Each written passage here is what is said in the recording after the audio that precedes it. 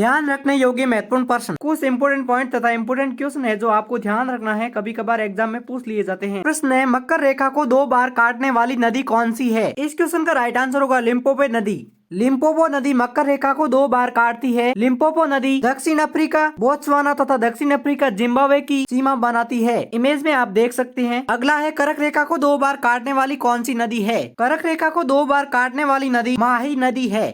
भारत के 8 राज्यों से गुजरने वाली कर्क रेखा नर्मदा नदी के उत्तर से निकलते हुए गुजरात के माही नदी को 2 बार काटती है तथा सोन, रिहंद एवं बेतवा नदी को 1 बार काटती है। भूमध्य रेखा को 2 बार काटने वाली नदी कौन सी है? कांगो नदी है जो भूमध्य रेखा को 2 बार काटने वाली नदी है। कांगो लुआलबा संबेसी नदी प्रणाली की कुल लंबाई 4700 किलोमीटर है, जो इसे दुनिया की 9वीं सबसे लंबी नदी बनाती है। भूमध्य रेखा को 2 बार पार करने वाली ये एकमात्र प्रमुख नदी है। हमने देखा मकर रेखा को 2 बार काटने वाली नदी है जो लिम्पोपो नदी है तथा कर्क रेखा को 2 बार काटने वाली नदी है जो माही नदी है, और भूमध्य रेखा को 2 बार काटने वाली नदी कांगो नदी है। इनके बारे में हमने महत्वपूर्ण बिंदु भी देख लिए हैं। अब हम आगे बढ़ते हैं।